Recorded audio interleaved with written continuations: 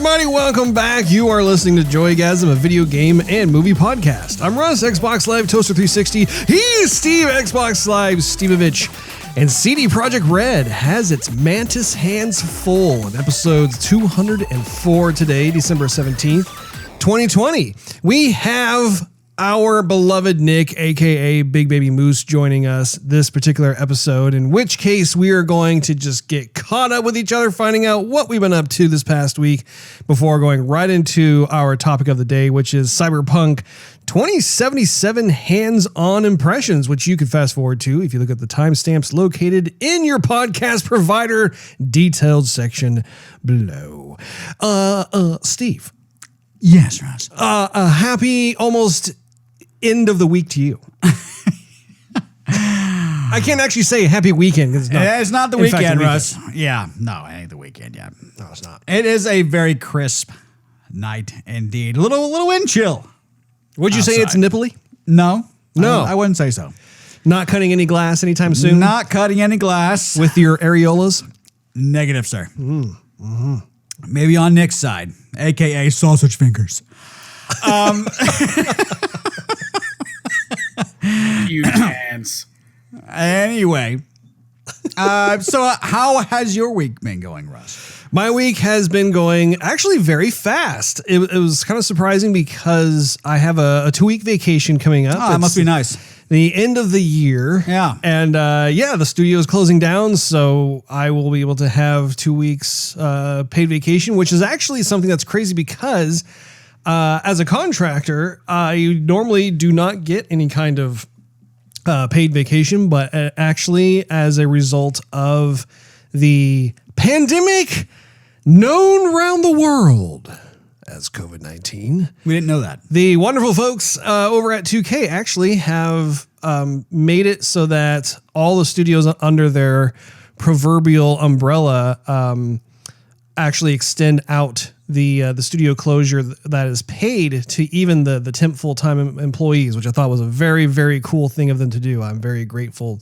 to them for that. So otherwise, I would have the time off, but alas, I would not be receiving a paycheck. So that's definitely cool. Though the week itself has really flown by, though. There's been plenty to do at the office, so to speak, as well as the preparations for the final couple of weeks here in the dumpster fire that is 2020. So that's kind of how my week's been. Nick, welcome back to the program. Well, thank you for having me back. It's good to be back. I've had my own fun with Rona. So, there's that. I just got off of quarantine today. Hooray! I don't have coronavirus. Had a little bit of the sniffles. And the work was like, you need to bug out because we don't want to catch your nasty virus. Do you feel Plague okay? error. No, I'm not 100% about Corona. No. I mean, I'm cool. You have a headache? No, man. Well, I mean, yeah. I just haven't eaten in a day, but no, Corona. What? No.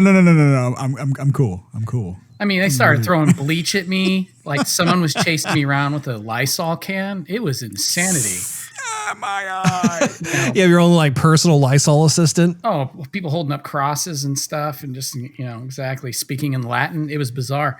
But yeah, no, I got kicked out of work for 3 days while I figured out if it was just a little cold or if I'd come down with this delightful 2020 ruining disease.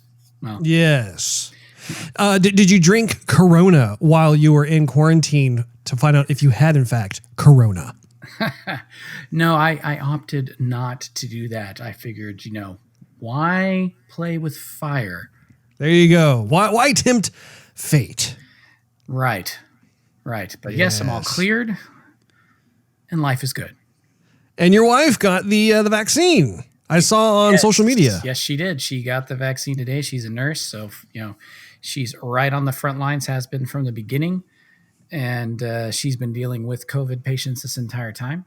And so she was able to get her first vaccination. I guess it's a 2-part series, at least the one that she got. She has the one today, and then she'll have another one in 30 days, I believe. That'll be the final vaccination.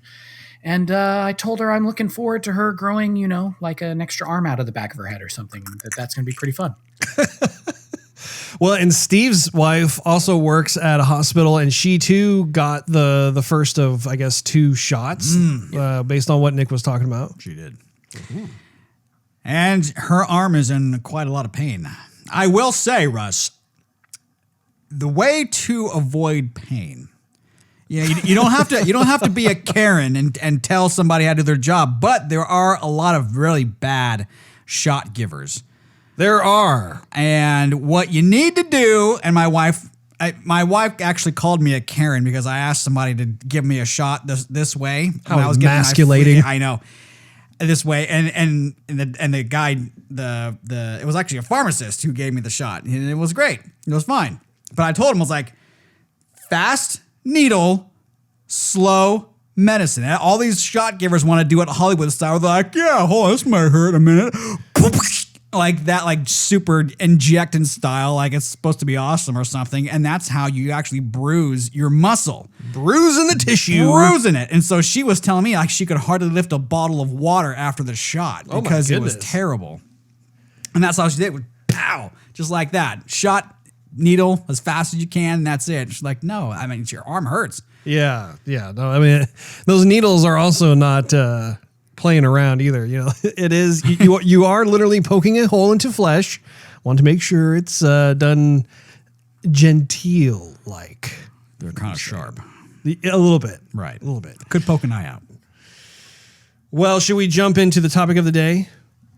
Yeah. Let's take a plunge. Okay. I have a ton of stuff here that I can't wait to chat with you blokes about. So, topic of the day, of course, Cyberpunk 2077, hands-on impressions. All 3 of us bought this game, and we decided ahead of time to actually choose different, I always forget what it's like. It's like life course, paths. not course. Life paths. Thank you, Nick. Yes, sir. So Nick ended up going with the Nomad path. Nomad. And then Steve went with the Street Kid. And then I went with the Corpo, I think is what they call it. Yeah. However, I have to give a disclaimer due to the fact that like my Xbox Series X wasn't here when it was supposed to get here. And then I got Cyberpunk for PC, and then Cyberpunk came for Xbox, but didn't have the Xbox Series X and all this kind of stuff. I've actually been doing 2 of those paths. One is the Street Kid, and the other is the Corpo. Once I received the Xbox Series X, I started doing the Corpo on that. You have betrayed us. I know. I couldn't wait. I've been waiting for this game for 7 years. So, there's a number of things that I wanted to kind of go over with you guys really quick before we started going into our paths. First of all, some information I've been collecting over the past week. Cyberpunk has set a new record for the highest number of concurrent players in a single player game, dominating the previous high by more than double. Oh, very noteworthy and impressive indeed. As tracked by the Steam database, Cyberpunk 2077 saw a record high of 1,003,262 players within hours of it launching at midnight on December 10th. And Cyberpunk 2077 sold 8 million copies before launch. So it goes without saying is very, very highly anticipated title. It has been for many years. So they had this big splash with the title. And then all of a sudden there's a lot of controversy that started to emerge where people who had the game for the base consoles of last gen of PS4 and Xbox One, they started to all of a sudden have this stark revelation that the graphics were way different than what players on PC or even like the Xbox Series X or PS5 were experiencing. And so that set off a whole chain of events that was going on. You had CD Projekt Red be very public in apologizing for the situation. And it wasn't even a graphics. It wasn't limited to a graphics downgrade, but I mean, apparently there are just all kinds of loading issues and bugs and you can tell that the base consoles were kind of left by the wayside, and it was probably more of a predominantly PC game first and foremost as they were developing it. Now it's gotten so bad that I don't know if you guys heard, this dropped today, but Sony has removed Cyberpunk 2077 from its PS Store and will offer refunds to PlayStation players who already bought it. So that's huge. I don't know if Sony has ever done that in the past, but it's definitely kind of a sign of the times in terms of the disparaging differences between the different play experiences. What do you guys think about that kind of situation? Because it's weird how like they were like launching, having this big heyday. They were the darlings of the industry. And then all of a sudden it's like this scandal kind of emerged. And now it's almost as if CD Projekt Red is fighting kind of a PR campaign, not only with its fans, but also with the platform providers of Microsoft and Sony. Yeah, it is interesting. I had also read about that as well today. It was like, oh man, that's pretty heavy stuff there. And it is interesting because on the PR side of things, they have come out and basically said that they recognize that they've basically sullied the reputation that they've built up over the years, and particularly with what they've done in the Witcher franchise and kind of the standard that they had. They've fallen way short. Another interesting thing about that too is when the review copies went out, they did not send out any console review copies. So all the review copies that initially hit, your IGNs and places of that sort were all PC. And even PC wasn't without its issues. If you don't have a super high-end PC, this game runs rough, really rough. Because I guess even top of the line, NVIDIA can't run this thing on its ultra settings, even with that crazy new card of theirs. Oh, really? I didn't hear about that part. Yeah, because it has something to do with, and I'm probably going to get this wrong, I'm not as deep in computers as I used to be. It's like the DLSS settings or something that aren't set up on the NVIDIA yet that supposedly they're supposed to take care of, and it keeps saying, yeah, we're going to get it soon, and it just never happens. So, yeah, I mean, it can still run and it still looks good, but you can't really push to ultra settings like you would think you would be with something that's, supposedly the hottest card on the market. So it's pretty interesting. I mean, clearly it's a very deep game. It's a highly populated game. There's a lot going on. You can understand why there was issues, but the fact that, I mean, I guess this is what I would say is you delayed, right? But the newer consoles can handle it. Higher end PC can handle it. Why not just delay the copies on the old consoles till you get them fixed? I mean, I've seen footage that it's nigh unplayable. I mean, freezes, taking over 10 seconds for, resolutions to kick in on people's faces, various other things. It's running the gamut of issues. It's bad. And it's a bad look. Steve, what were you going to say? So, yeah, I mean, I remember their tweets throughout the year saying, oh, yeah, the game is done. We're just literally polishing it so we can give you the best product we can. And everyone's like, yeah, CD Projekt Red rules. And then, this comes out, and then everyone goes, you're delaying and delaying and delaying. How could you not know these issues? And yeah, they're apologizing, but they're apologizing in a way of like, oh, yeah, we didn't know this was going to happen. We're like, how did you not know this was going to happen? I mean, I got a copy and I see the exact same thing that millions of other people are talking about from the get-go. I mean, within 5 minutes, I was looking around going, the frame rate's down. People's mouths aren't moving when they're talking to me. My gun's not even like, it has to materialize sometimes. You can't even like when I'm switching a gun or even bringing it out. Like, I mean, some folks have said that it's literally not playable on the system. I don't know if I'd go that far. I mean, it's definitely playable, but it's definitely disappointing at the same time. I mean, we can get into other stuff later on, but CD Projekt Red is really doing some damage control. I wouldn't say my opinion of them is totally gone to the gutter. No, no, definitely not. Definitely not. But yeah, this is such a glaring issue. I am pretty appalled that it got past them, or they decided to go to market with it like it is, and like the biggest game in history in history of the year, the biggest game of the year basically, or the most anticipated game of the year, turns out to be the biggest disappointment of the year almost. So anyhow, that's where I'm at with it. Yeah, I mean, there's definitely a lot of controversy that's going on at this point in time. And they actually were explaining too that there are going to be upgrades to the game coming out next year. Cyberpunk, apparently my understanding is that the game has the PS4 and Xbox One versions. And of course, we know they can be played on the PS5 and Xbox Series X via backwards compatibility. But the key to this is that the game that you're playing right now was designed for the PS4 Pro and Xbox One X, not necessarily the PS4 or the Xbox One. We didn't know that until we started playing it. But furthermore, we're not actually playing, like the game that's out right now that we're playing on Xbox Series X and PS5 is in fact the game version for the PS4 and the Xbox One. So the actual like official upgrade that's supposed to take advantage of all the bells and whistles for the PS5 and Xbox Series X is supposed to drop sometime next year. And according to the developers, there will be more than one upgrade that I guess applies to the next gen version of the game. And the first upgrade that technically happened was actually on launch day, which I think was more of a hot fix.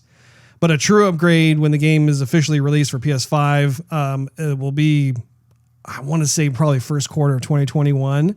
And they also talked about DLC. And I have a quote here. It says, "We've mentioned before that expansions will be coming. And while we are not ready to talk specifics just yet, we will say that we've learned a lot from our work on both Hearts of Stone and Blood and Wine. Our planned expansions will take you even deeper into the world of Cyberpunk 2077, offering substantial story-driven content that'll give you tough choices to make through impactful narratives that you won't soon forget. But before we get there, we will first be kicking off our free DLC program in early 2021. Just like with The Witcher 3, expect an assortment of free DLC packs to begin hitting Night City, dropping a bunch of cool stuff that'll inject even more life into the world of the dark future," end quote. So if we recall, like Witcher 3 had its own share of bugs when it first got released. CD Projekt Red was very faithful to that title. They did continue to improve it in pretty like kudos worthy ways. But I think this is a bit of a different story with what Steve, you were describing just now. And I am curious to know also how this stuff will play out once these upgrades get released in 2021. But honestly, it makes me wonder if they needed about another 3 to 6 months to be able to get through, because the game seems to be more like in a beta mode, like a beta phase, as opposed to like being ready to go gold. I wouldn't even say beta. I'd say pre-beta. I mean, I haven't played a ton of betas, but I've played enough betas where I'm like, yeah, okay, yeah, it's pretty much there. I mean, it's go time as far as I can see. Like just a little bit of polish and that's good. Like this is way earlier stages. Yeah. We will have to find out, and I hope that these upgrades come sooner rather than later, and that they do make the overall playing experience actually enjoyable for the folks who are playing it on the base console systems. One other quick note before we dive in is that apparently, I didn't know this, but when it comes to the Cyberpunk lore, there's more than like 30 years of lore behind it. And it goes all the way back to like kind of the 80s during the Ronald Reagan presidency and stuff. And Nick, have you read any of this yourself? Oh, yeah. Yeah, and I mean, this game has been around most of our life. The tabletop version of it. I had heard about the tabletop. I've never played it, but in terms of the lore, I didn't realize they had as much lore as they do. So, yeah, I mean, even though it's set, what is it, like 50 years from now, the Cyberpunk universe really gets its start in the late 1980s. So I'm very much on the hunt. I don't know if it's free somewhere like online to read about, or if you have to go to your local comic book shop or whatever the deal is. Do you know any info on that? I mean, there's lots of places where you can get a lot of information. You can find a lot on the internet. There are books, there are comic books and things of that nature. So yeah, I mean, there's a lot of different places you can go to get the lore. Honestly, I don't know, for people who are interested in strategy guides.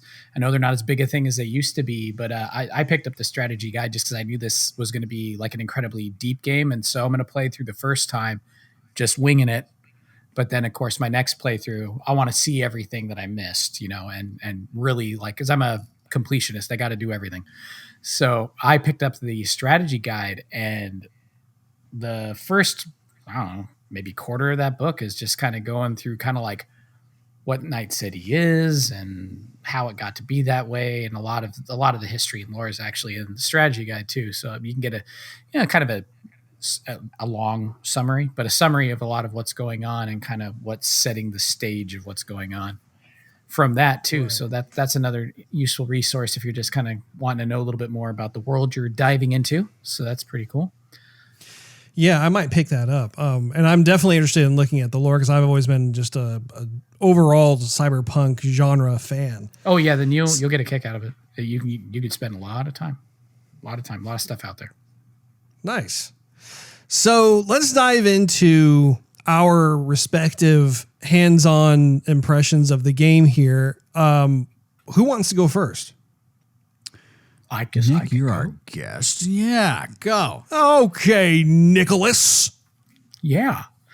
So, I will say, just as kind of the opener, at least from my experience, what I'm reading online, what I'm watching in videos, the game seems to be, and we kind of touched on this already, a tale of three formats: old gen, current gen, and PC. And depending on where you fall along the lines of what you're using as your mode of playing, you could be having a pretty good experience or just an absolutely trash one. And of course, the old gen consoles, I'm really shocked. I mean, it's exactly like you said, Steve. This is like alpha type stuff. I wouldn't even put it in beta category based on what I've been watching. It's hard to believe that this thing made it to the light of day. And as disappointing as it would have been to, postpone again, even if it was just for old gen, and with the backwards compatibility stuff, maybe that's the stick in the mud of why it couldn't happen, right? Because Xbox is making it so everything works no matter what you've got. Maybe that's why they couldn't, because it's like, well, if we give it to, Xbox Series X users or an Xbox One X or a PlayStation 4 Pro, it's going to be on the store, and then it's going to be there for the other systems because they share a library. Maybe that's why, but I don't know. It's really disappointing to see something like this. And I mean, bugs are going to happen, like you said about The Witcher, Russ. Yes, it had its issues, but it is disappointing to see that they opted to throw it out there anyway in this state, and they clearly have taken a hit to their reputation. And I know they were basically saying that they don't care about the money and what it costs. Their number one goal right now is to patch and fix their reputation and make this right. And that's encouraging, but it doesn't make it any better for somebody who bought that game right now, was looking forward to playing that game right now, and has something that is tough. We'll go with that. We'll go with tough to play. Can you do it? Yes, you can, but it definitely is not the smooth and immersive experience you'd want it to be. And that's the thing. This is an RPG, right? You want it to be an immersive experience. RPGs are all about immersion. It's about literally losing yourself in a crafted world. And to some degree, we do that in every game, but it's a little bit different in an RPG because you're given so much more autonomy to make decisions that have an impact on the world that you're visiting. So they've got their work cut out from them. Now that aside, I have an Xbox, Series X, and I have to say, the first day when I loaded it up, because I loaded it up right when it became available. It became available, I think, here at 9:00 because I'm on the West Coast. And it seems like they're going off East Coast time for when midnight was. So I loaded it up, got in, fired it up, and there were glitches even for me. Characters that were floating in the air. Items that I should be able to pick up that show the icon for being able to be picked up. I can't grab them no matter what position I take, how I try to manipulate the camera or my reticle. Can't pick items up. It was clearly having some issues even for me on a Series X. They've patched it, of course, and there's been, I think, 2 patches so far. And I'm seeing less of that now. It seems like for the most part that characters are where they're supposed to be, and the majority of items that I find I'm able to pick up. Although I still run into things every once in a while that shows I should be able to grab it, and I just can't ever get in the right position to do so. So it's not without its glitches even on the latest gen. But the graphical issues, as far as pop in and things like that, and it's been a pretty smooth experience. And I've been overall pretty pleased, because I will say this game has some incredible writing and voice acting, pardon me. And it's really easy to get lost in the story pretty quickly. I mean, the first character that you meet, Jackie, you quickly become endeared to him. He's kind of a neat character, and he has a kind of a playful quality to him that, I don't know, I just liked him really fast. I really liked his character really quickly. So I'm not surprised, because that's something that CD Projekt Red is really good at, is the storytelling. And you're seeing great storytelling. So that's been pretty exciting.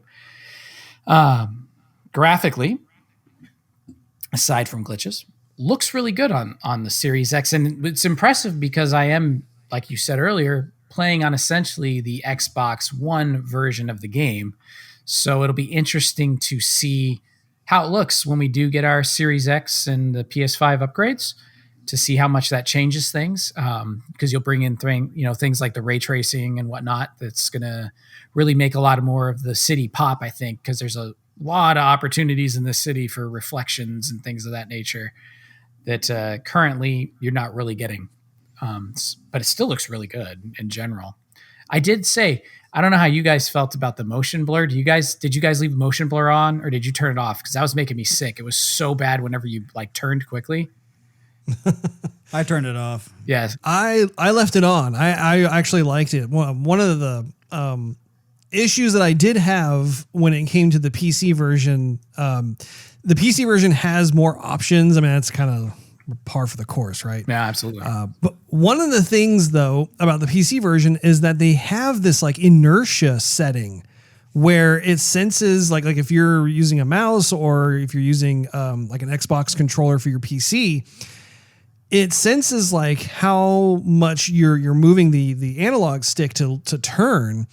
And somehow it does this weird ramp up thing where you don't turn right away. It's you turn slowly, and then by the end of the turn, it speeds up.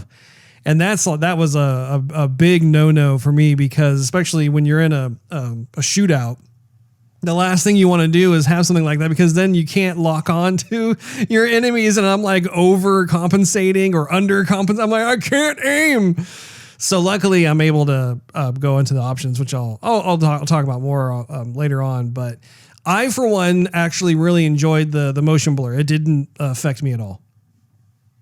Yeah, for me, I just found that it was just almost too much. But I think it's also in combination, because I believe the console also has that accelerant. I haven't figured out how to mess with it yet. I need to dig into the settings some more, because I noticed that too, that you'd kind of hold and then it kind of ramps up if you're holding all the way over. If you're just pushing over a little bit on the joystick, then it kind of is a more smooth affair. But yeah, I mean, you know how it is. If there's somebody shooting you, a lot of times you're just crank that puppy over and start popping away, and it's what? And I'm doing a 360. I accidentally shot Jackie, and it's just bad. It's not what you want. So yeah. Shot me in the leg. Why you shoot me, man? It's exactly. No, anyway. Yeah. So the motion blur, I think, combined with that acceleration on the stick, it was a bit much for me. So I'm gonna have to tweak that, and then maybe I can turn the motion blur back on, because normally I do like a little bit of motion blur. It does give a good sense of speed and weight to your movement and stuff. So I do really like it. One of the things that, just as a reminder, that we have to be sure that we're not going to give away any spoilers if we're talking about where we are in the game. But I am curious, Nick, how many hours would you say you are into the game so far? That's funny, because I'm probably not very far mission-wise, and we'll just leave it at that. But I've got to put, I don't know. I'm sure I'm above 20 hours. Easy. Nice. Just because, like I said, I want to just wander around. It was interesting. There are areas you can't get to. I don't know if you've experienced that yet, because I was just trying to drive around the city and see where I could get to and stuff. And I hit a magical wall, a magical invisible wall. Oh. And it flipped my car back around, was like, no, bad V. You don't belong here yet. You don't have the necessary levels of progress. Turn your butt around. Yeah, total Dennis Nedry moment. It's like, forgot to say the magic word. Yeah. Please. It just flips you around and puts you somewhere else. You're just like, what the heck just happened? And a little pop-up comes up. I imagine you were probably on the road for quite some time, though. It's not like you just were on the road for a little bit and all of a sudden it turns you around. I went 5 feet and it turned out, just kidding. Yeah, I was driving. Like I said, I've got ADD. I'm like a dog looking at squirrels. I'm just, oh, look at that. Oh, look at that.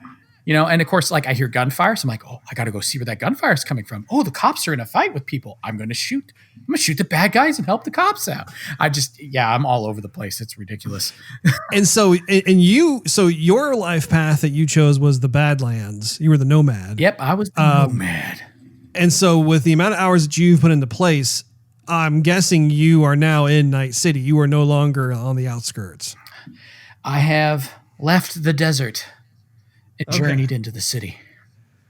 So without going into too much detail, though, I'm more curious about your reaction to what you saw. So when you were finally able to leave the desert areas and you were making your way, do you actually get to drive into Night City, or does it fade to black and then all of a sudden you're in Night City? It kind of sort of pseudo. You drive into the outskirts. A little scene happens, not going to go into the details, and then the next fade to black, next scene you're in the city getting ready to do some stuffs. Okay. What was in terms of your reaction when you first saw Night City, when you were in it? Can you describe your feeling? Oh, absolutely. Your reaction? That was probably one of the most impressive entrances into a setting in my personal gaming history, just because it's so fully realized. And I, like you, am a big fan of Cyberpunk. I'm a big Philip K. Dick fan. Really enjoy, his stories and whatnot. I dig sci-fi and love Blade Runner.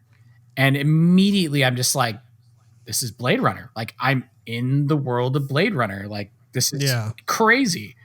I mean, everything from the advertisements to the color palette, the skyscrapers, the nature of the design of vehicles and people's outfits and everything. I mean, it was just like, I've walked into the world of Blade Runner. I've walked in the world of Cyberpunk. I'm here. And it's so well realized. It really is a marvel. I mean, I have to be honest. You look at everything, and then the sheer amount of people that are walking around too. Like it feels like a city that's lived in. I mean, now there's some things about it that you can walk through people. There's not like collision with everybody when you're walking around. So there are some things that kind of take you out of it. But when you consider the amount of stuff that they got packed into this game and going on at any 1 minute or moment on a corner, anywhere in the city, like, it's amazing to me the game even runs at all in some regards, because there's a lot going on, a whole lot going on at any time. I was really blown away by the city. Yeah. How about you? Oh man, no, it was it was a little bit different for me, because when I first started, I was doing the street kid path, and so I was already in the city itself. I didn't start out in the desert, but I could totally see, like, if I had done the nomad first, making my way into the city, I think would have been also just a really neat change up in terms of just the geographical location, where, like, I'm sure there was a beauty unto itself with the desert area. Oh, I can go off where about you came that. from. Yeah, absolutely. Yeah. It was incredible. Because, I mean, we all grew up in California. I used to go camping in the Mojave Desert, Death Valley, and Joshua Tree on a regular basis. And this place reminded me so much of Joshua Tree. I mean, it had the Joshua Trees, cactus, the big rock formations like Joshua Tree did.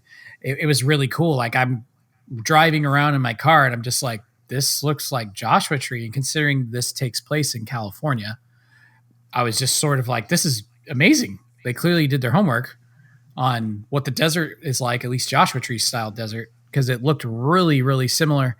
And I was just really, honestly, I spent a lot of time, not surprising, again, dog, squirrel, just driving around. And that was the first place I ran into the, you need to turn your butt around, magical invisible walls was out there.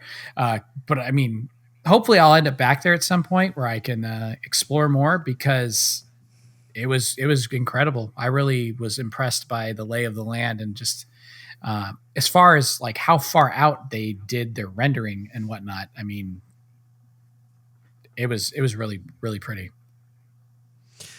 Now, Steve, I want to go to you next, just because my situation runs kind of parallel to your experience. So I want to hear your experience first, and then I'll go into mine. We already know that in terms of the overall fun factor, it probably hasn't been where it normally would be if you were playing this on a different type of console. But how many hours do you think you've put into it? I would say at least 10. Okay. At least 10. And you know, with all the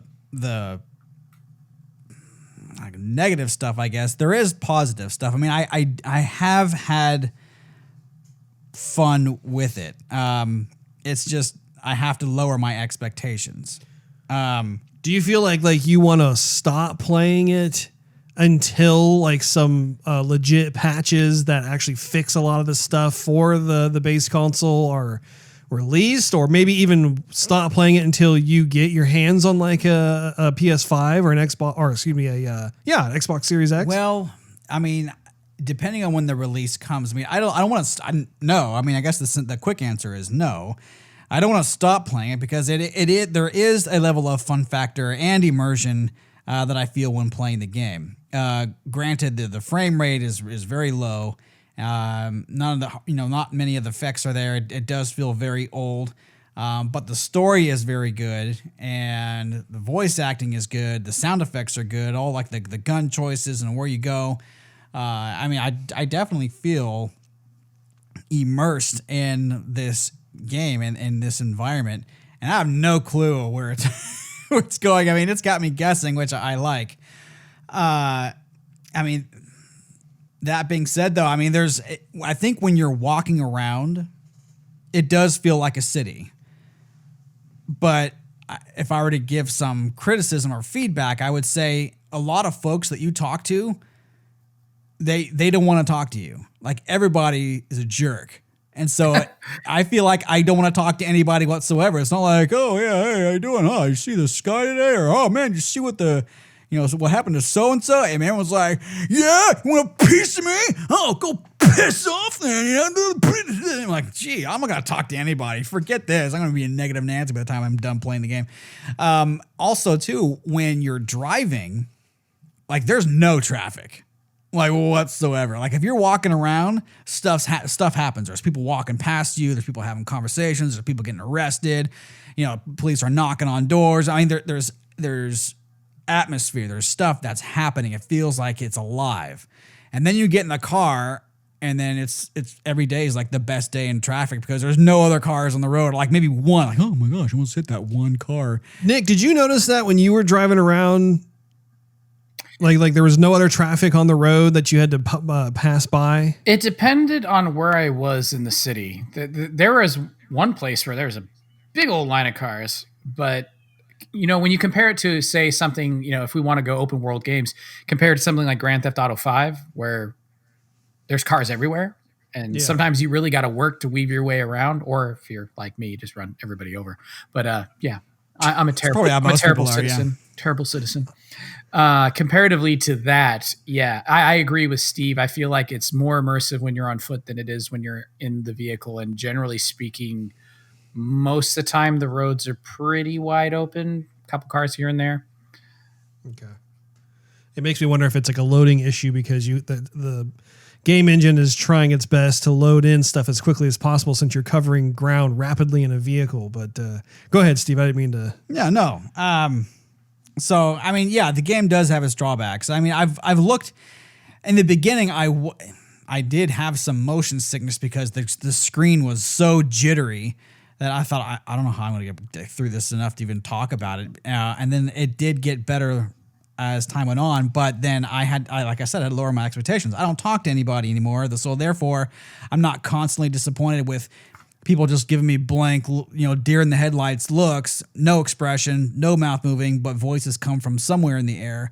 And then, of course, everything they had to say has no significance to me or the story, pretty much. And so I just won't talk to them and have a better experience.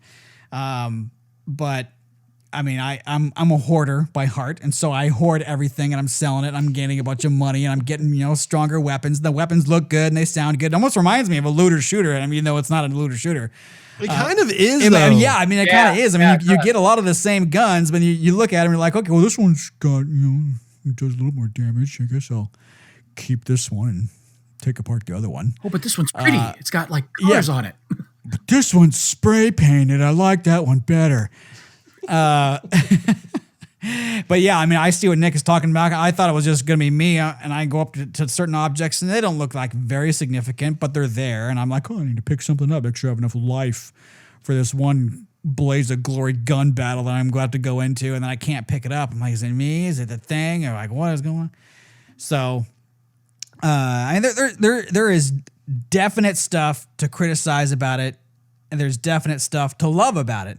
I think to go back to what we were talking about previously, just one more point. I think if they came out front and said, hey, so this version of the game that we're showing you it on PC and it looks this good, and we expect this to be a next-gen title, but we understand that not everybody is going to have a next-gen title by the time this game launches, or excuse me, not going to have a next-gen system by the time this game launches. Just so you're aware, it'll run, but it's not going to be this. If you're cool with it, we're cool with it. We're going to give you, the free upgrade delivery once you get your new system. Just putting it out there. We'd love for you guys to play our game either way, but we understand if you want to wait. We understand how anticipated you want to go out and buy the game. Whatever you want to do makes you happy. And therefore, they've covered their bases so that people get the game and they're like, yeah, I know what CD Projekt Red was talking about. This game was like really struggling here. And then they've already done their damage control. And they're like, yeah, that's what we told you from the get-go. To me, that would have been like more of the honesty is the best policy, not like, make the stockholders happy is the best policy, because their stock dropped like 29% after, the game launched. So anyway, just my 2 cents from there. No, I think that's spot on. I think that messaging is very important. And I think there was something, again, this is pure speculation. I have no idea what actually went on, but in terms of when this game was in development, it was for originally the Xbox One and the PS4. Like that was the target for the game when it came out. Yeah, but then the game was supposed to be out in April. Exactly. It was supposed to be out some time ago, and they had, I think, about 3 different delays, which is, again, everybody was totally understanding and fine. It wasn't like people were all fire and brimstone about it. And I think somehow along the way, I don't know if there was kind of like a subconscious push just to make it as good as they could possibly make it. And as a result, it just got inflated to the point where suddenly they went beyond their target, and then next gen consoles was kind of almost like they were the target, but they were kind of like they even went beyond that. And so it was kind of interesting how this stuff ended up being. But I do agree with you. I think that when it comes to making sure that you have the lines of communication open, your fans will largely be understanding of the situation. Like if they came out before the game launched, they said, look, here's the situation.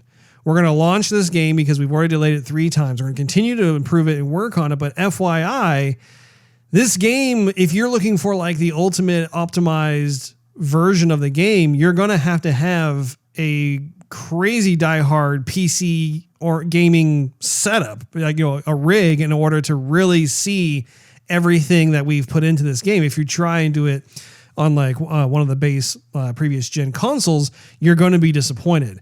I think at least at that point, it would have mentally prepared the gaming community, and then they can make their own decisions, and they'd probably be honestly more forgiving, as opposed to thinking that what they saw at like the 2018 E3 press conference is what they were going to be getting.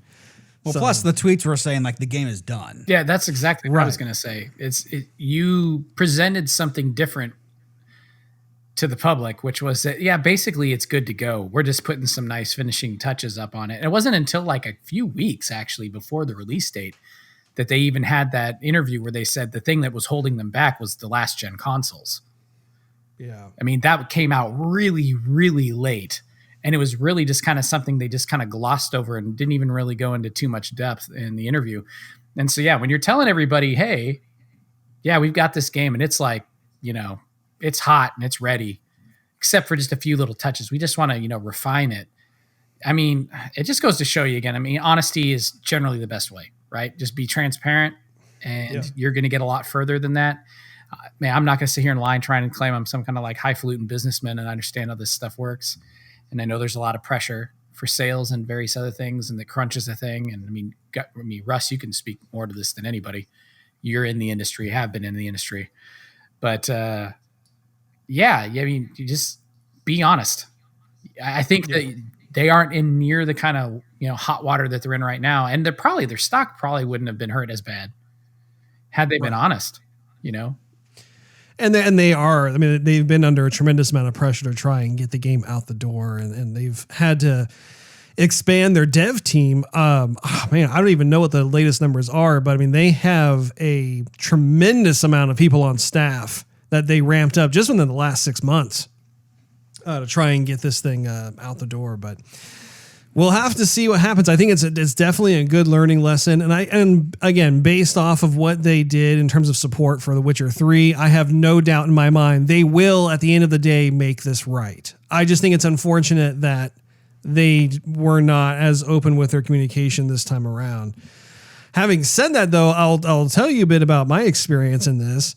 Please do. What was interesting was that I had pre-ordered the collector's edition. I don't even remember when it first went on sale. It was like a year or two ago. It's been quite some time, but it hadn't arrived yet by the time the launch day came upon us.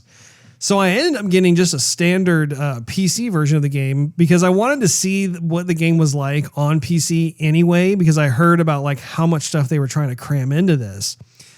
And to give you all the listeners out there an idea, so I have a workstation laptop that I've had over the last year that I bought. It's designed for video editing, video production, 3D modeling, animation, all that fun stuff. So it has pretty impressive specs within the hardware. It's not bleeding edge in terms of like the 3080 card that NVIDIA just dropped. I mean, it's not like I just purchased the machine yesterday.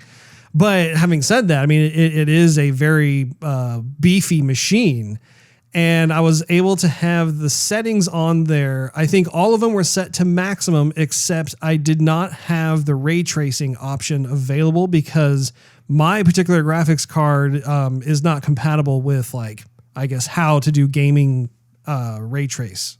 So that is something that I'm very curious about because obviously ray tracing is a very big deal. It makes any given game look that much better to have that level of lighting quality. And so I can't really comment with how it looks with all the bells and whistles turned on, but I can say, you know, having like 95% of them turned on, I can definitely comment on that. The other thing I was unable to do was I could not play the game at a 4K resolution on my PC monitor because the frame rate would drop. It would drop down to like 5 frames per second. It was really bad. Don't feel bad. And those 3080 people are having trouble running it at 4K.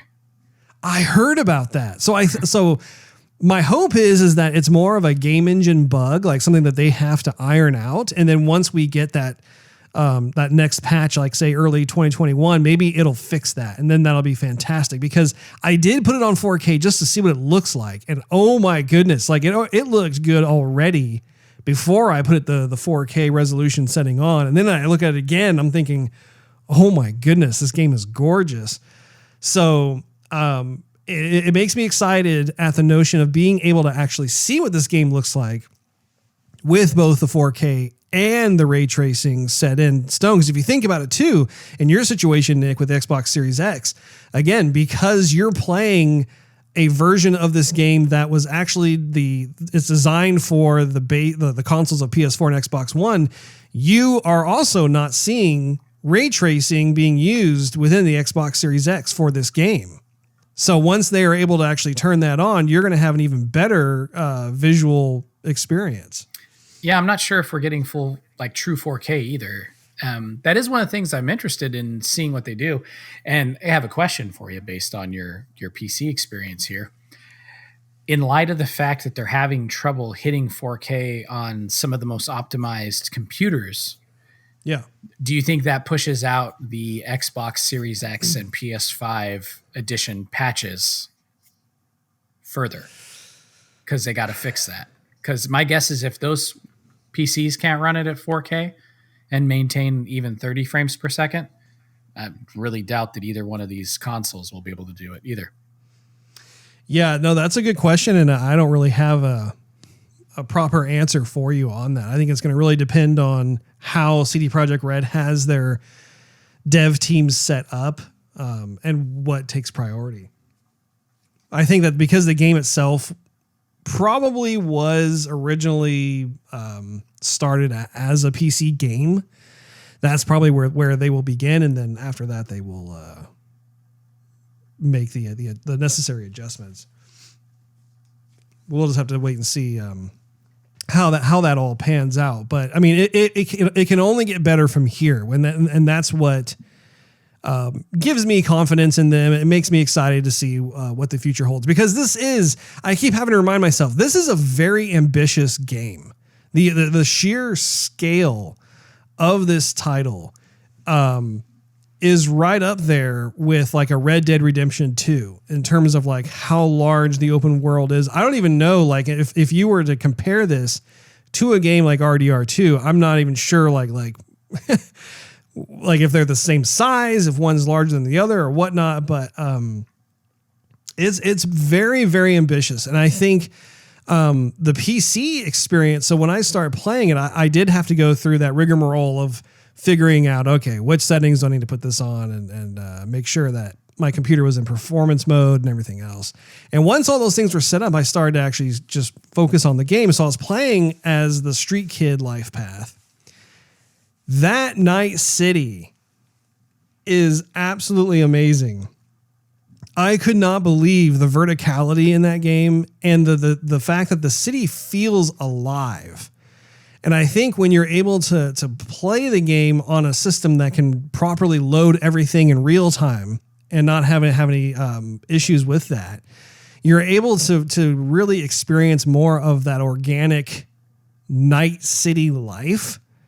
And being able, I mean, there was tons of time where I was literally walking down the sidewalk and I was just, I literally felt like a tourist, where I just kind of got lost in the visual splendor of the city, and I was bumping into people and didn't even realize it. Oh, excuse me. You know, like just like where, like I might as well have like a camera wrapped around my neck to take pictures and stuff. I was like total tourist mode. But I think it speaks very highly in terms of how immersive this world is, how you can easily get lost in it. And I was very, very happy about that. I was pleased. Like this was the type of overwhelming sensation that I love. There have been other types of gaming experiences in the past with other games where perhaps there is something that feels overwhelming, but it's more of a negative connotation associated with that particular experience.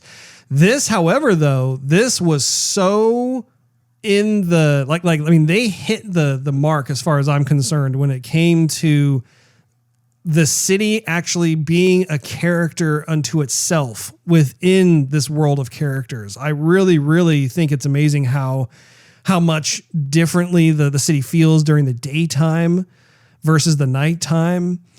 and how like, there is a buzz that's going on as you're in the city and you're doing things. And there is almost like a Back to the Future Part 2 vibe when they're in 2015, the Back to the Future version of 2015.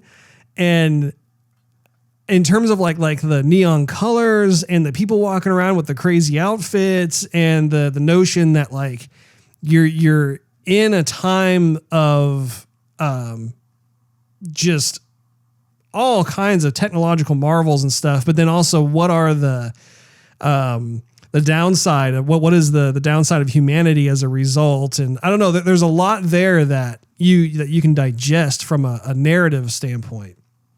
But in terms of the narrative between the street kid and the corpo, I will say this one thing. When I was doing the corpo thing, the intro part of it was very different. But then I found myself actually going from that back into some of the street kid missions. So that's just a note for you, Steve, is I was surprised by that because I didn't expect to go all of a sudden like doing some of the exact same things that I started out doing with the street kid path. Now, I don't know if that's going to maintain itself or maybe I'm dipping into that and then I go somewhere else because there are completely different characters that I'm being introduced to and that sort of thing. But figured I would just kind of make a note of that. What do you guys think of the gunplay? You want to go first, Steve, or you want me to go? Oh, I'll go ahead and go. The gunplay, I would say, is good. I mean, the AI has some pretty darn good aim. So do I. No, I'm just kidding. I just have lucky shots. But gunplay, and at least in my opinion, I mean, it has to be accurate and the sound has to be good. And in this case, I think the sound is better than the accuracy, but it's still pretty darn good. I mean, guns have different noises for different levels and calibers, and not everybody has the same gun. I mean, some of the bigger baddies have some pretty darn good looking guns, or just firepower altogether. That's pretty darn awesome. It's I mean, different. I would say different. The guns are very handsome, I would say. Yeah, I would say so. I like it. It's not entirely accurate. But I would say the guns have enough variety. I picked up this handgun. I don't know where I got it. Somebody dropped it. I'm like, I'm taking it. I'll scrap it or sell it or use it, whatever. And then I was fighting somebody, and then the more you shoot and like the same target, the more hit points would come off that target. So if it was just one shot, it'd be like 78 points. But I mean, by the sixth shot, you were taking off about 400 points. So it definitely very, very cool there. Plenty of ammo also. Definitely very important. Very nice. Very nice. Right. So I like it. I do like the gunplay so far. What about you, Nick? I also have found the gunplay to be pretty good. Aside from the accelerating thing, I played with some of my settings and then it felt a lot smoother after that. I agree with the assortment of weapons and the variety. It's very interesting. A lot of times I'll get married to certain guns in games and be like, oh, this is the one. It feels super good.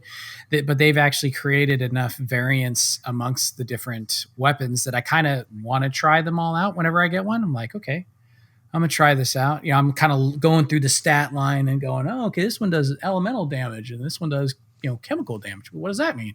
Okay, let me try it out. And you go fire it and they feel good. They sound amazing. I gotta say that the sound for the weapons, whoever was doing that, they did a fantastic job. These guns clap really hard, even in the headset.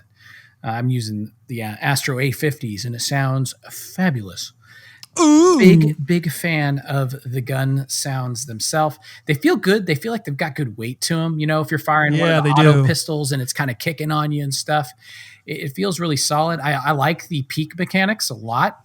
I wish more games would take advantage of peak mechanics. If you're up against a column and you hold aim, you'll peek out to the side.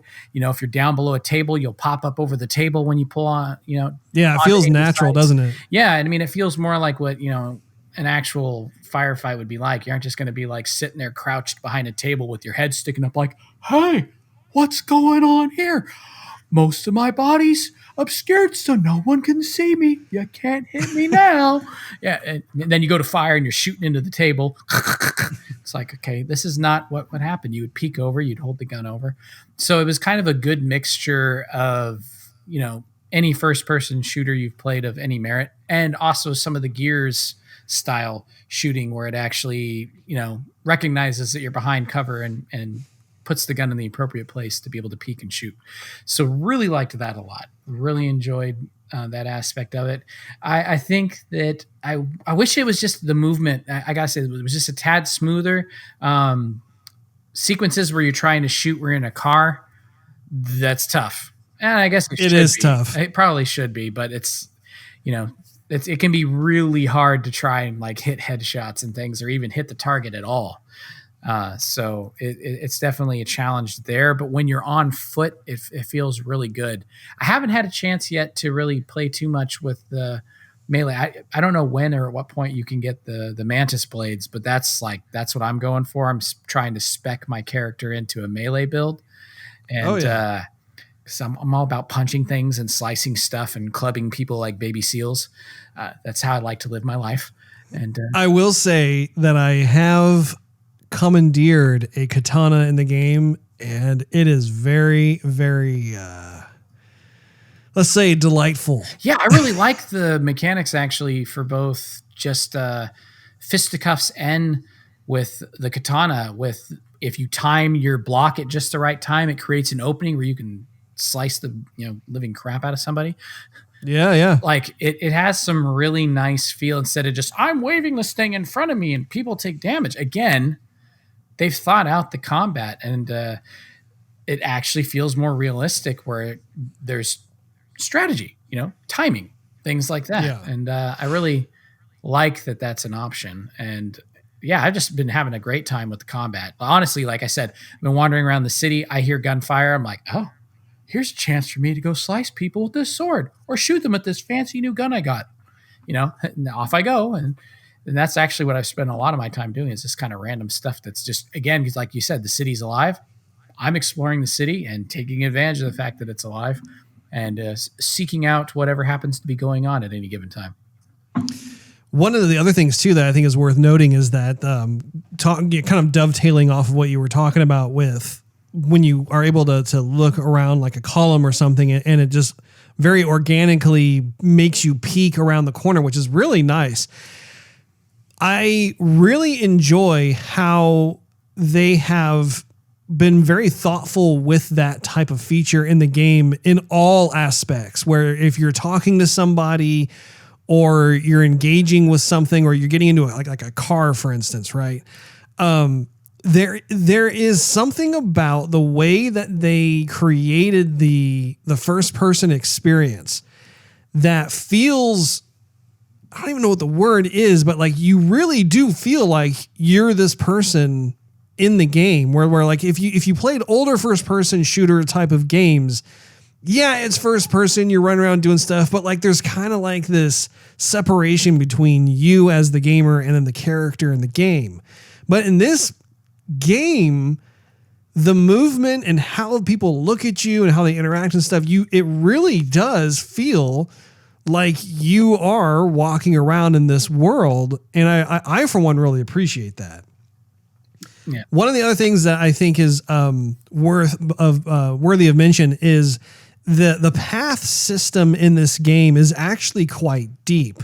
I won't go into details because I don't want to give any spoilers, but I have been testing out certain scenarios to see what would happen if I chose to do things differently. Like if I went into a place that with just guns blazing versus trying to sneak my way in versus hacking my way in versus smooth talking my way in.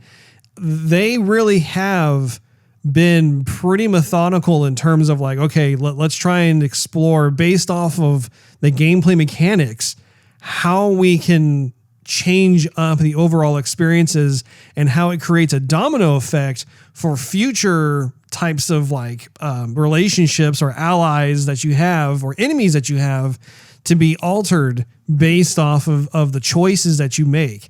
And I think it's cool because some of this has to do with like the dialogue trees, which we've all seen in previous RPGs, right? Where like based on what you talk about, you can kind of build relationships or ruin them, whatever it is you want to do. But this game, I feel like takes it a step further where it's like, wow, like I had very different experiences based on how I decided to handle a situation. And I really appreciate that. I can tell you in earnest, the replayability in this game, you know, with the tons of endings notwithstanding, but just the very limited amount of times I tested this out, there are a lot of different ways that you can go about handling yourself that will actually really cause the story to go in a trajectory that was different from, like, say, the previous time that you played it. I don't know if you guys have messed with that at all or not. I have. It's actually one of the things I did. I find myself, before I would go into a mission, I'll make a save, right? And then I'll go in and I'll go through my dialogue trees and, you know, my different opportunities, let it play out. And then I find myself thinking, well, what if I had said that instead? Or what if I had done that thing? So I'll go back in, run through it again. And you're right. Like, there is some real weight to the decisions you make. And it's not like it's just two outcomes either. In some cases, like really early on in the game, there's a situation where there's like 6 outcomes depending on what you do and how you handle the situation and choose to, you know, pursue certain dialogues and things of that nature. So I was actually really pleasantly surprised by that because, again, it's immersive, it gives weight to your decisions, and it does create a lot of replayability. And you figure if they're doing it this well right now, you know, how good are the DLCs going to be? Yeah, I'm trying. I guess like I have like the similar experience. I was tracking with what you're saying, and I thought, well, I'm going to say something different. I'm like, no, that's pretty much the same kind of experience that I have. I don't know what else to add to that. Well, I think a follow-up question would be, I know that in my case, like I did it just to see what kind of differences there are. But I think what I'm going to do is play through the game where no matter what decision I make, I'm just going to own it and keep going forward to see what happens. You know, I don't want to necessarily like test out all my options because it's almost like I'm kind of ruining the future replays. You know, I want to be surprised every time. Like, okay, this time I'm going to be more of you know, I don't know, heartless and cold, and I don't care about people's feelings. I'm going to choose all of those for this particular playthrough. Do you think, Nick, that are you going to take more of a cautious approach and just and do what you've been doing, where like you'll make a save, you'll explore all the different reactions, and then you'll move forward with the one that you like? Or do you think you're going to follow suit in terms of like, okay, now that I know that does in fact exist, I'm just going to like bulldoze my way through and go through this kind of discovery mode of play? Yes, that's definitely what I'm going to be doing, is the latter. I kind of wanted to do it at the beginning just to test it, just to kind of see what it's like and what sort of variance exists within the game. And I'm guessing that not all situations are going to be like that. I'm sure some of them are going to be more like what Steve said, where it's basically like you make a decision and one of two things happens, you know, or nothing really changes at all from how that you handle it. But I'm with you because I want to be able to go through and replay it. And if you see everything at that point, it kind of loses the allure to try it again. So I did it for testing purposes, so I could share my thoughts. But now that I have done that, I will go playing more along the lines of exactly how I think this particular character's personality is. Well, I think you might have to, because no one knows how long this game really is so far, because there's tons to do, and you're not going to remember every single decision that you've made in a conversation for 60 hours, and then go back like, okay, I remember this, you know, in the 34th hour and 15th minute and I said this and now I'm going to say something else. At the same time, you can't, I mean, that would take the game twice as long as if you're going, okay, this was really important. I'm going to go back to my autosave and I'm going to go say something else. No, I don't like that. I want to go back to the others. I mean, that's going to make the game last way long. I mean, you're going to have to play it for like 2 years. Well, and I think one of the qualities of this game is that there is a Game of Thrones quality in terms of the types of decisions that you make. You know, it's almost like a chessboard where you make like a particular decision and you're not sure how that particular move is going to play out in terms of the relationships of the other characters you come across or the different gangs within the city or the power players or whatever else.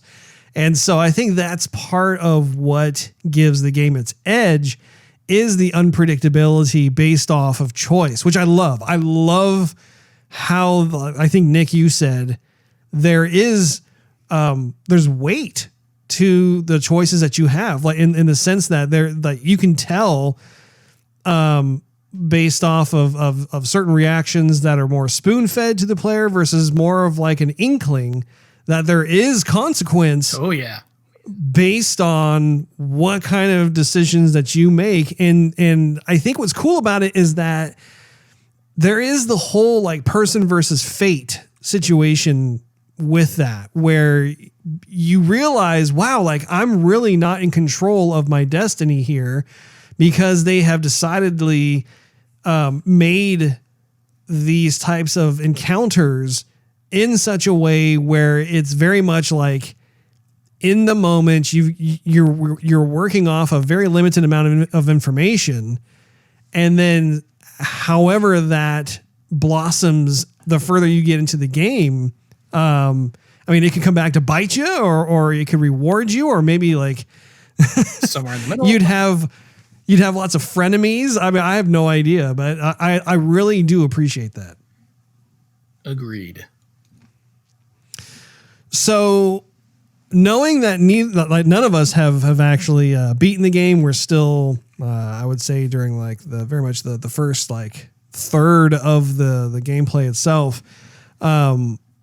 Steve, let's start with you, and then we'll go to Nick, and then I'll finish up. But in conclusion, I'd like to just kind of get your hands-on impression, final thoughts.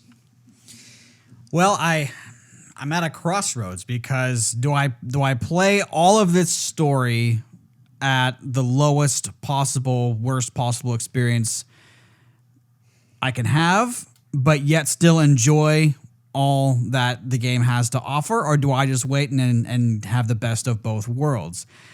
We don't know when the updates are going to come out. I don't know when I'm going to have a new system, so I either have to like continue to play knowing that, okay, the game does have replayability. You know, I might just start the entire story over again, knowing exactly what I have to do and be a little more skilled, you know, cracking codes and picking up and selling weapons and talking to folks and figuring out the map, whatever. Or I just put it down and just be patient and play a bunch of other stuff that I have still yet to play or conquer what I still have yet to conquer. So, I mean, could have this experience have been better? Well, yeah, hands down, it definitely could have been a lot better. But there are tons of stuff just to enjoy about the game. I mean, if I put all the negative aside, which is completely avoidable, and just say, look, I love the story. I love being immersed. I love the sound effects. I love, there's different parts of the game. I do think about all the good quite often, in which, I kept on coming back to the game because I was still having fun with it. Not primarily because, I have to play this because we're going to talk about it, but I don't want to. I was thinking about it during the day. I couldn't wait to pick it back up. And as long as I could focus on the positive and just try and turn a blind eye to all the negative, I still had a great time with it, even on the base system. Well, I will say this. So far, my experience, in a lot of ways, this game reminds me of No Man's Sky. I don't know if either of you picked up No Man's Sky when it first came out. It was a game with a ton of promise. A lot of things were said about what it was going to be able to do. Then it launched and it fell short on almost every single thing it claimed that it could do. But playing it, I remember thinking, this is a really cool concept. There's a lot here. And if they can figure it out, this could be something awesome. And now No Man's Sky is incredible. They've worked on it. Hello Games has worked on it and worked on it. And that game is in an incredible place. It's a ton of fun. It's super deep. And really the turnaround on that game is nothing short of miraculous. And I really can't compliment them enough for just putting their nose to the grindstone and continuing to improve the game and to get it to the place it is today. And I think looking at this game, I have a lot of that same feeling. Now, granted, I'm not having the amount of visual glitches and things that, say, Steve is, or anyone who's on a original Xbox One or a PS4. For the most part, the game is pretty smooth on the Xbox Series X, but it does have its glitches, and it does have certain things that happen that are kind of weird. And kind of going back to what you were saying, Russ, trusting that CD Projekt Red is going to get their stuff together and make this game right. I feel very confident. I think it has the opportunity to have that same kind of turnaround that No Man's Sky has. And it's really based off of what you're saying, Steve, with just that, even though with all that stuff, there's enough there that you're like, this is enjoyable. I'm engaged and immersed, and I'm having a good time despite the frustrations that exist currently. So I think it's going to take time, and it's taken Hello Games a long time to get their game where it is today. But I think in the long run, the future is bright.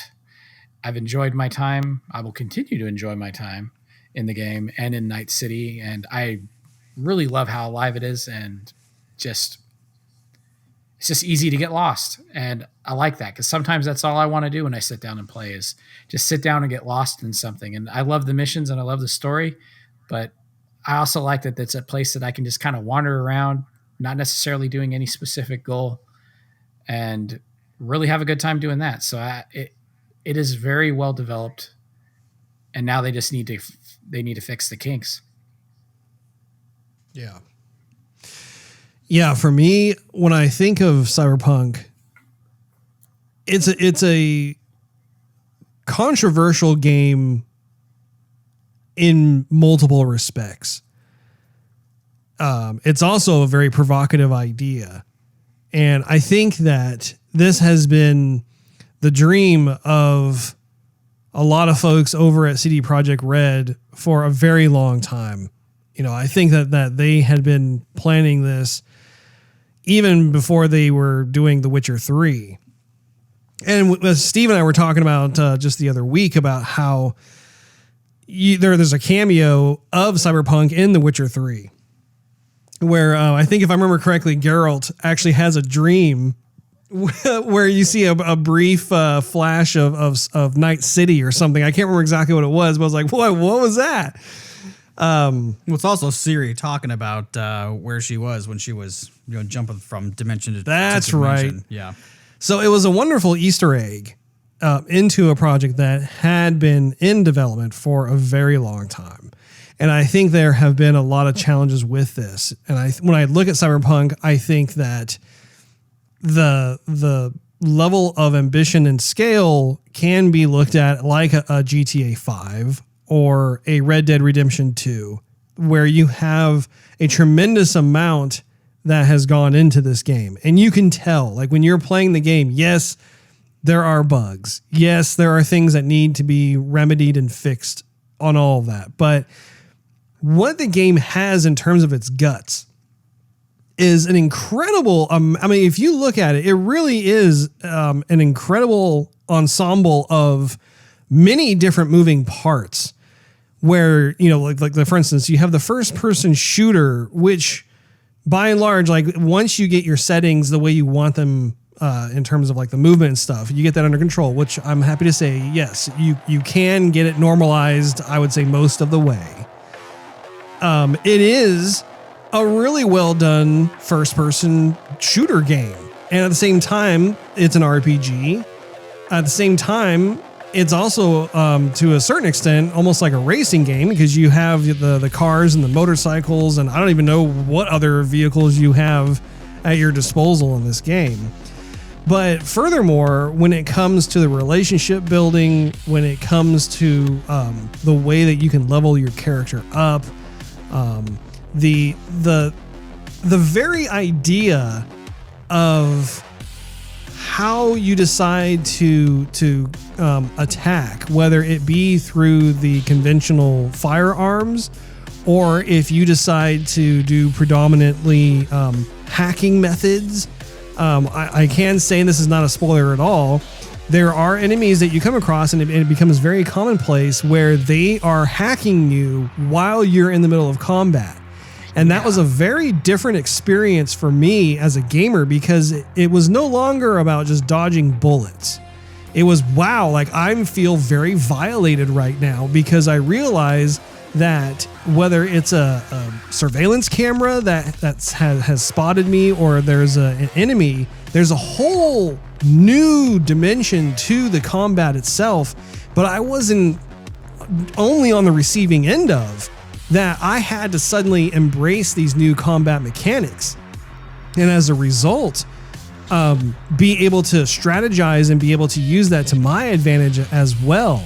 And so there's this whole new layer of like, how do I ward off these hacks versus how can I deploy them myself to hapless victims? So it really depends on how much you actually pay attention to all of that. But I'm really glad how when it comes to the like I think there's like 5 or 6 main attributes to the character. It's not just window dressing. Like the things that you do really make some sort of positive impact within a facet of the gameplay itself, which I really appreciate. I think in terms of the world, it is so fun to be able to walk through a city like this. And I know we talked about this already earlier, but I wanted to just reemphasize once again, what they have created is in fact very special. I've never seen a city like this come to life, and it's not just a bunch of buildings. I mean, like it's the crowds, the cars, the sights, the sounds, the feeling of wonderment and dread and threat and cool and all these different types of words just all mashed together into this cohesive experience. I really do look forward to spending as much time as I possibly can trying to discover things within the game itself. And I really do think that while it is unfortunate that there are lots of players out there who are playing this game on a PS4 or Xbox One and have had that bad experience, my hope is that they don't give up on the game, that they find a way, whether it's upgrading their console system or wait until the patches come out that can make it a better experience on the last gen consoles, or maybe buying it for PC. My hope is that they will be determined to want to see this game like in all of its glory. But I unfortunately think in order for them to do that, they're going to have a combination of patience, as well as probably some Benjamins to fork out in order for that to happen. But I would say, in terms of the hands-on impression, I'm glad it's here. I think it's crazy like how it is controversial, even when you get to the character select screen and you're choosing your gender, and there are graphics in that game that I can't recall ever being in another mainstream video game, that got a lot of attention, and people are going, wow, they really put that in there. Okay. I don't know, that there's a lot to it in terms of the subject material that they are pushing, some of which does feel uncomfortable, but at the same time, there is something that is undeniably enticing about it. And I think that as we play further into this game, we are probably going to witness more of that tightrope walk that CD Projekt Red's designers were probably putting into place. So we'll just have to see how this all pans out, and maybe we can reconvene once we've all actually beaten the game 1 or 2 times or something, and we can give a follow-up as to what we thought of the game overall. But I want to thank you, Nick, for coming on and joining us. It's always a pleasure having you on. And Steve, hey, it's always a pleasure seeing you. Oh, shucks. That wraps up this episode of Joygasm. Make sure you tune in next week. Thanks for hanging out with us. If you enjoyed this episode, we invite you to check out patreon.com/Joygasm, which is spelled JOYGASM. And consider becoming a monthly contributor. You get exclusive perks and early access to the show, not to mention it really helps us continue doing what we love to do. Also, you can follow us on social media and YouTube. Just do a search for Joygasm TV. Last but not least, search Joygasm TV on Twitch to see us stream our video game adventures. Live every Wednesday night at 9:30 p.m. Central Time. We will see all of you next week.